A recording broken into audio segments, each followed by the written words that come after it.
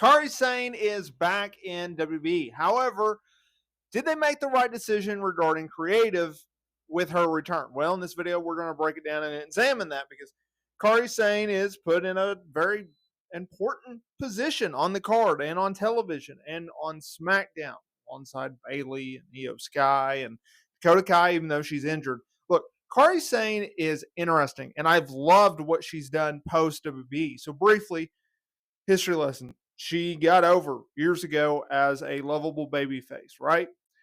And kind of like an Asuka in the sense of she was able to connect despite the language barrier in which she's had. And to her credit, to Asuka's credit, to Io Sky's credit, Shinsei Nakamura, any wrestler from Japan who has made the switch from New Japan or Stardom or wherever you came from across the world to WB, they've learned English and they've gotten pretty good. And their promos are effective because they have to be. Instead of writing these long dialogues, they just keep it short, simple, and to the point.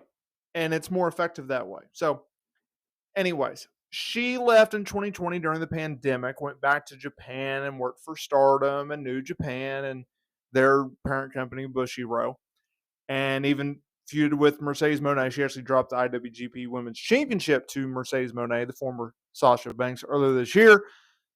And now she's back in WWE. And they obviously introduced her at Crown Jewel in Sweet Saudi by having her return as a heel, aligning herself with Bayley and Io Sky and Dakota Kai, and helping Sky retain the Women's Championship over Bianca Belair in what was a pretty good match. It was a shocking return, if you will, in terms of what they did with her. Not necessarily that she did return. We knew she was returning. We knew that she was coming back to the company for months.